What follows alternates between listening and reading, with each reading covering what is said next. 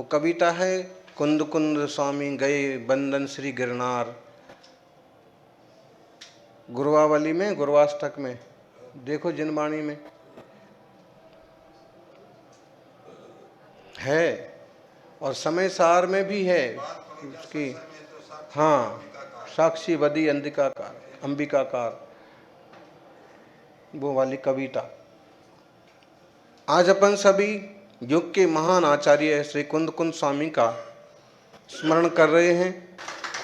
बहुत बड़ा अवदान है आचार्य श्री कुंद कुंद का, समंत्रभद्र का, उमा स्वामी का, अकलंक का, वीर सेन का, जिनसेन का। बहुत बड़ा अवदान है पूर्वाचार्यों का। और उनके सूत्रों पर ये जिन शासन का, खासकर दिगंबर जैन शासन का सुंदर महल खड़ा हुआ है।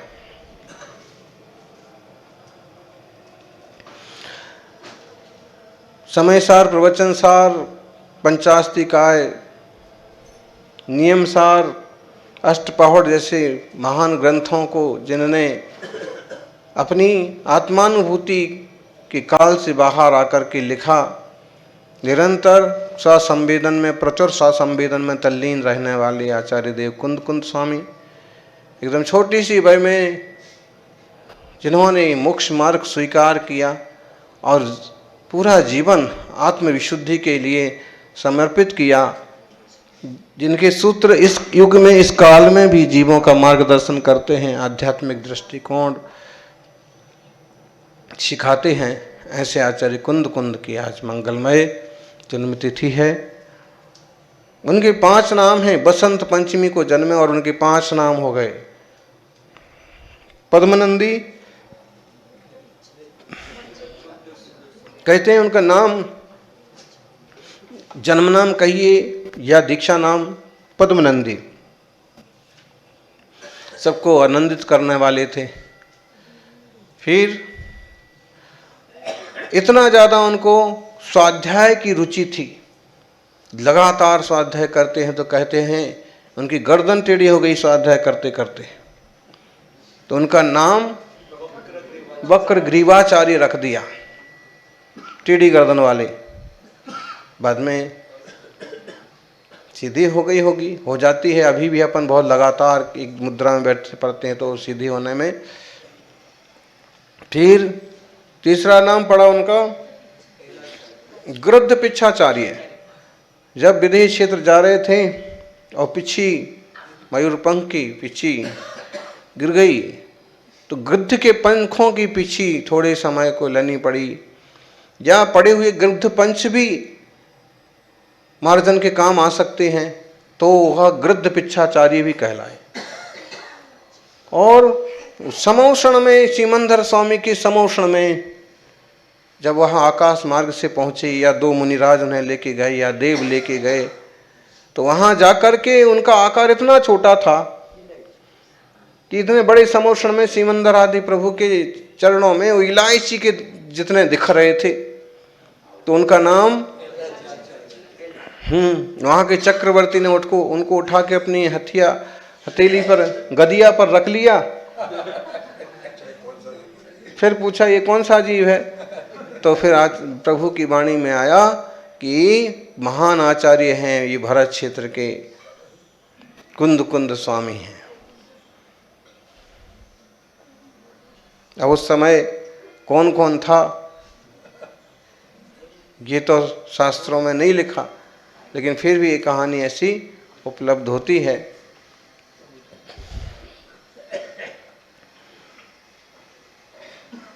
पांचवा नाम जो आजकल बहुत फेमस है, सदियों से फेमस है, कुंद कुंद। उनके नाम का कोंडला नाम था, कुंडपुरम ऐसा कोई नाम था, अभी भी यह कोंडला नाम से है।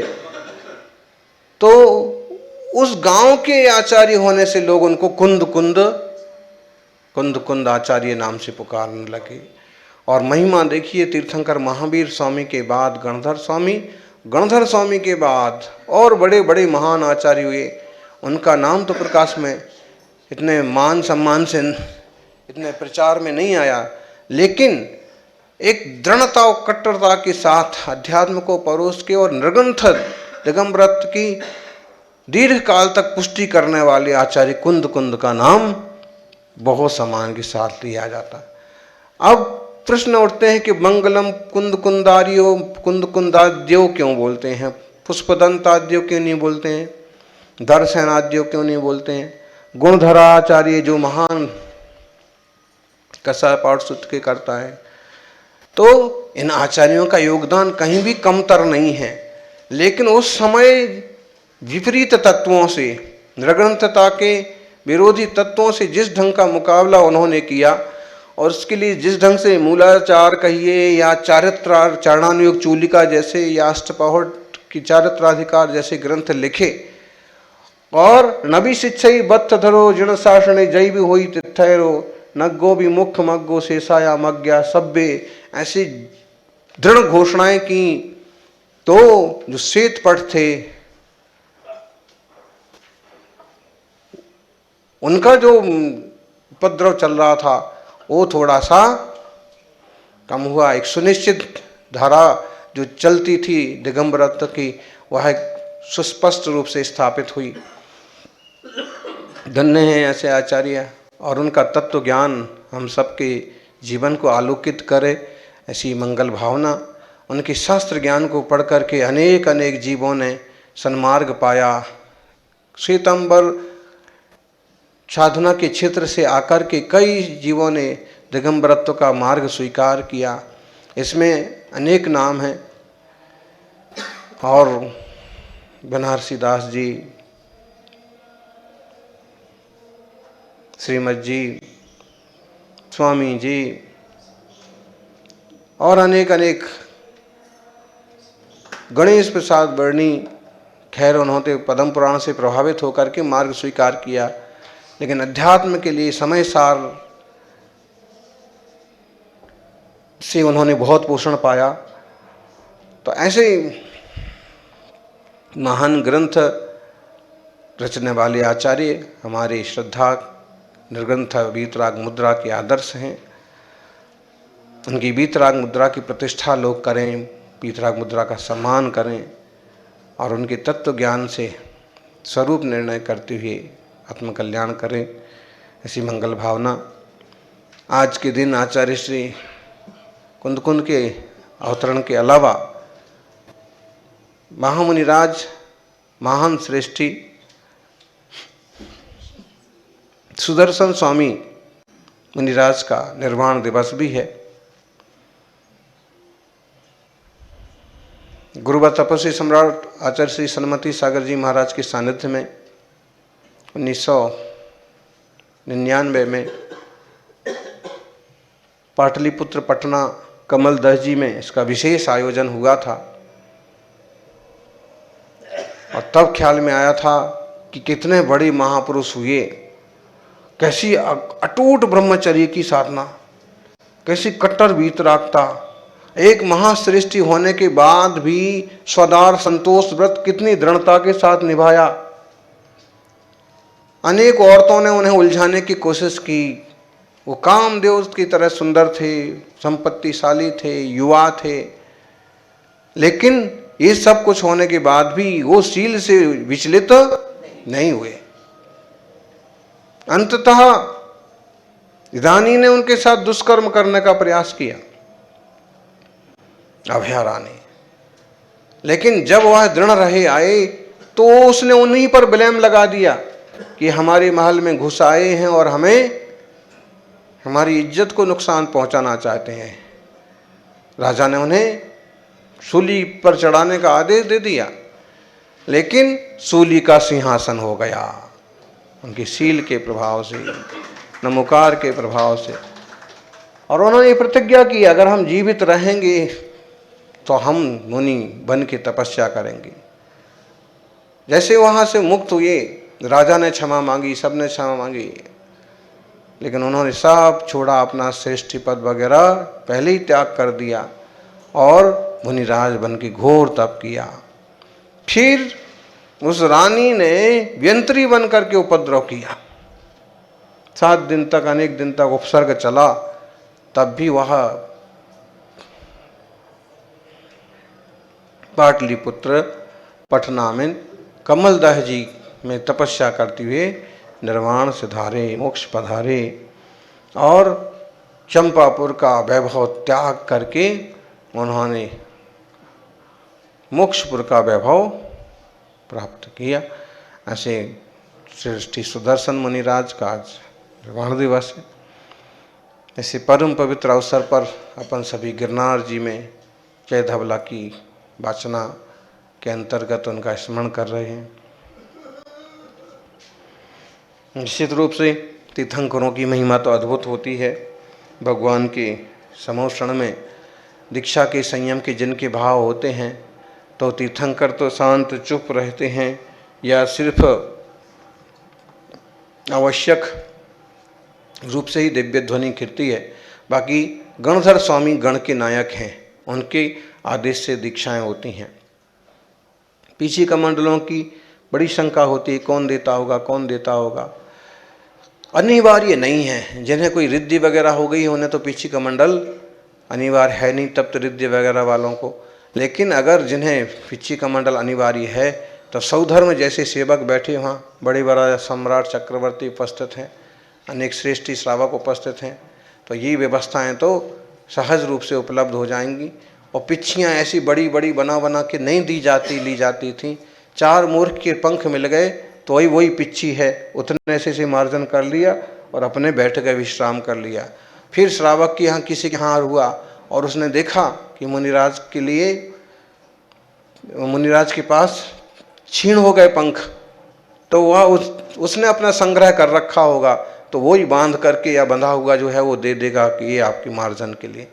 डिजाइन बना के, गोल बनना कि लंबी बनना कि, अभी तो ऐसे भोंदू हो गए लोग हैं। एक सज्जन बोले कि उनके संघ में तो ऐसी पिच्छी बनती है, फिर उनके संघ में ऐसी बनती है, तो ये सब संघों की पहचान पिच्छी से हो गई। ये पिच्छी वाला पंथ एक और अलग से हो जाएगा।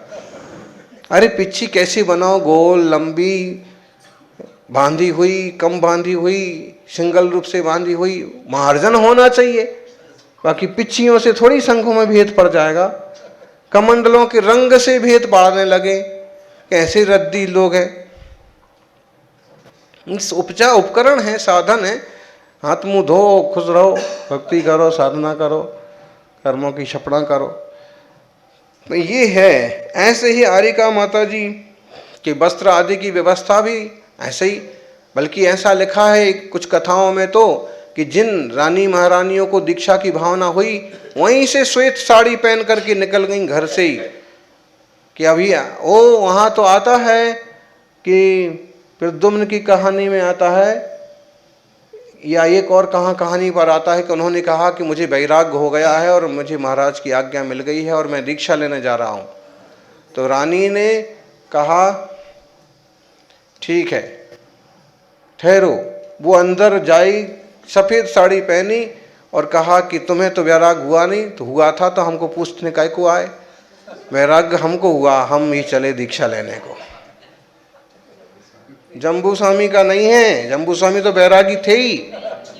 ऐसे ही सम्यक्त कौमुदी में कथा आती है, जो छोटी रानी रहती है वो सबका मना करती है, हैं? वो जो छोटी सेठानी रहती है, 4 सेठानियाँ बात करती हैं धर्म चर्चा की और सब अपनी अपनी कहानी सुनाती हैं कि हमने ऐसा देखा, हमने ऐसा देखा, धर्म का वैभव देखा।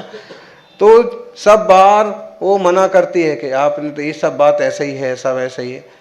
तो सब राजा कहता है कि ये सारी घटनाएं तो सही है, ये मेरे पिताजी ने भी देखी, मैंने भी देखी। आज सुबह होते ही इस सेठानी को दंड देंगे। और जब कथाएं पूरी होती हैं तो वो कहती है कि तुम लोगों ने तो सिर्फ देखी सुनी है, मैंने तो इनकी सबकी श्रद्धा की है, इसलिए अब मैं दीक्षा लेने के लिए जा रही हूँ। तो राजा भी हक्का बक्का रह जाता है कि अरे ये तो सबसे अच्छी निकली जिसे मैं दंड देने की बात सोच रहा था। तो इस तरह के दीक्षा के पात्र खुद ही तैयार हो जाते कि किस लॉन्च करके जाएंगे, पीछे कमंडल लेके ही जाएंगे। कहो जैसे अपने यहाँ संकल्प सागर जी थे तो घर से पीछे कमंडल लेके आए, घर से, ये मेरा पीछे कमंडल है, आप मुझे दीक्षा दो, मुनि दीक्षा दो। मैंने कहा अभी हाल मुनि दीक्षा तो नहीं हो सकती, जो दीक्षा दो, लेकिन ये पीछे कमंडल है मेरा, मैं अपने घर से ही लाया हूँ। तो 2-4 दिन परखा और तपस्वी थे, बड़े तपस्वी थे, संकल्प के पक्के। तो उनकी क्षुल्लक दीक्षा हो गई शेषपुर में, और फिर बाद में मुनि दीक्षा हुई। और अभी गुजरात यूनिवर्सिटी, अहमदाबाद, गांधीनगर में जबरदस्त तपस्या, लगभग 1.5 साल से तो केवल दूध पानी ले रहे थे, लेकिन इन अंतिम 3-4 महीने तक खूब तपस्या की और जानकारी पूर्वक, विधि पूर्वक शरीर का त्याग किया। तो ऐसे होते हैं सम्यक दृष्टि जीव को, संशय विपर्य अनध्यावसाय नहीं होते हैं। गौतम गणधर को भी नहीं होते हैं, गणधरों को, महामुनियों को भी नहीं होते हैं। लेकिन ऐसा हो सकता है कि दिव्य ध्वनि के कारण से सभी अपनी अपनी भाषा में समझ रहे हैं, और किसी सामान्य व्यक्ति को समझ में ना आए तो उसको संशय हो सकता है कि भगवान ने ये क्या कहा। तो भगवान की वाणी कदाचित संशय में कारण इस तरह से बन सकती है। वाणी संशय में कारण नहीं है, उसकी अपनी उपादानगत योग्यता है कि उसे समझ में नहीं आया, तो गणधर आदि के माध्यम से उसे समझ में आ सकता है, समझ सकता है। तो ऐसे अद्भुत है जिनवाणी का मार्ग, जैन शासन का मार्ग। क्या किया जाए, दिगंबर वीतराग मुद्रा को नहीं समझने से अब कोई कुछ भी बोलता है। अभी जैसे आज कोई बता रहे थे कि ऊपर बाबा जी बोले 5वीं टोक पर कि ये लोग कब्जा करने आ गए, कब्जा करने आ गए। तो भैया बाबा जी को बताओ, हम तो अपने ही घर छोड़ के आए, हम क्यों कब्जा करेंगे? कब्जा करके तो आप लोग बैठे हो। हम तो ये चाहते हैं कि आप भी दर्शन करो, हम भी दर्शन करें, पूरा देश, पूरा समाज अच्छे से दर्शन करे भगवान के चरणों का। जिस मूर्ति पर कपड़ा ढांक रखा है उसे हटाएं, वो वीतराग मुद्रा सबको देखे, ये आ गए नंगे आ गए। अरे वहाँ तो विराजमान ही है, पीछे ढक दिया तो क्या हुआ, कपड़ा तो आपने डाला है, बाकी वह दिगंबर प्रतिमा है, 10 जगह पहाड़ पर है, कितने जगह मिटाओगे, कितनी जगह पोतोगे। इतिहास, इस देश की संस्कृति यही है कि जब तक वह घर में रहे, सेठ बन के, राजा बन के, बड़ा अच्छा ढंग से आचार विचार के साथ रहे, और जब तपस्वी बने तो कपटी नहीं बने, सर्वसंग त्याग करके पूर्ण वीतराग भाव से मोक्ष मार्ग में बढ़े, ढोंगी पाखंडी नहीं बने, स्वभाव की दृष्टि करें, शांत रहें, प्रभु की भक्ति करें, आत्मा की अनुरक्ति करें, यही मंगल भावना। जय बोलिए 22वें तीर्थंकर 5वीं टोक से मोक्ष पधारे नेमिनाथ भगवान की।